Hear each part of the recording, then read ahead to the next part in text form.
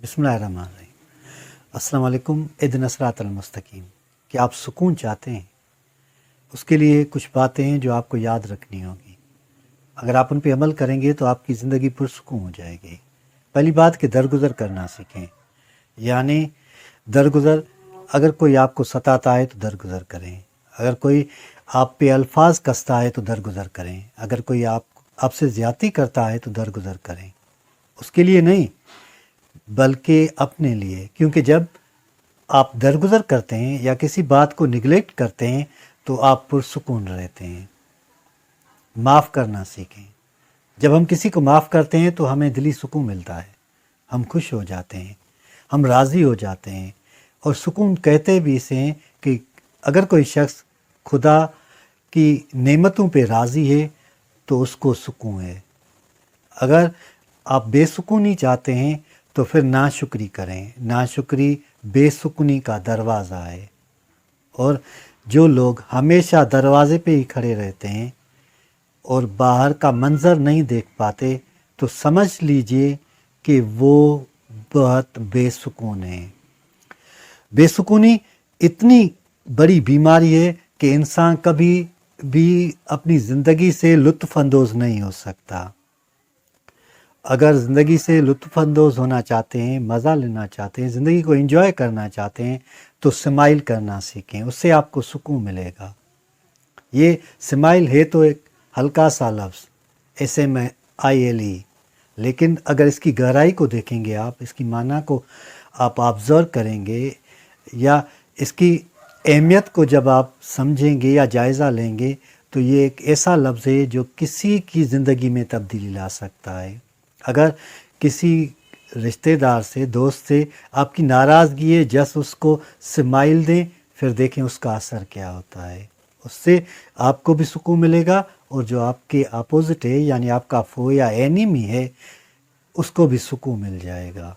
ये चंद बातें, सिंपल सी बातें हैं, आसान सी बातें हैं। वैसे भी जो भी ज़िंदगी को आसान बनाता है वो सुकून से रहता है, यानी आसानी सुकून की तरफ हमें लेकर जाती है और आसानी है जिससे हम सुकून हासिल करते हैं। जब कभी भी आपको तकलीफ़ पहुँचे या कोई इंसान आपको अज़ियत दे, just you should say it's okay. जब आप इट्स ओके कहते हैं, कोई बात नहीं, कोई बड़ी बात नहीं, हो ऐसे होता रहता है, ये भी मुमकिन है, हो जाएगा, कुछ नहीं होगा।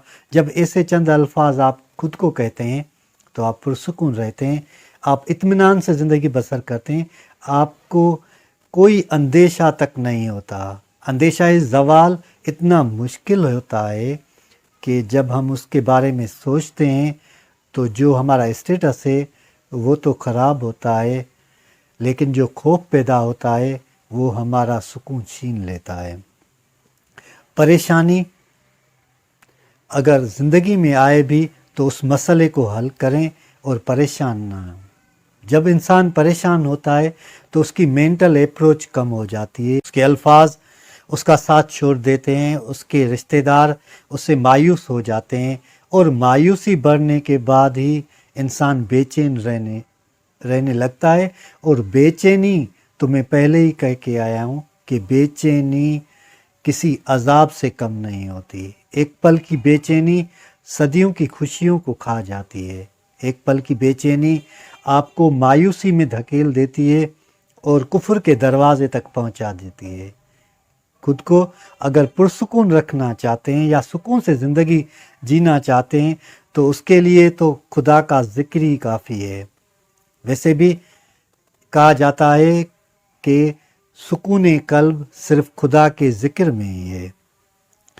जब कोई इंसान खुद को खुदा के हवाले कर देता है, अल्लाह के हवाले कर देता है, अपने हर काम, अपने नताइज और एवरीथिंग जो उससे कंसर्न है वो जब अल्लाह के हवाले कर देता है तो फिर वो कामयाब हो जाता है, यानी उसको सुकून मिलता है।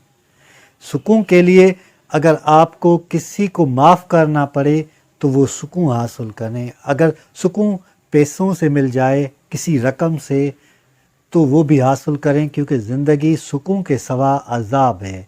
और जब हम सुकून से रहते हैं और हम जब सुकून की तलाश में आगे निकलते हैं तो हमें ज़िंदगी का मज़ा भी आता है। उसके बाद अगर आप सुकून चाहते हैं तो शुक्रगुज़ार हो जाएं, यानी खुदा की नेमतों का शुक्र अदा करें। हर वो नेमत जो हमें मिली है, और औरों के साथ जब हम कंपैरिजन करते हैं, मुआवजना करते हैं, वो मुआवजना इतना ख़तरनाक होता है कि हमारी खुशियों को खा जाता है। और आसान तरीका ये है कि जब हम दोनों लोगों को जो हमारे साथ मौजूद होते हैं उनको देना शुरू कर देते हैं, चाहे वो स्माइल हो, चाहे वो माफ़ी हो, चाहे वो दरगुज़र हो, तो हमें सुकून मिलता है।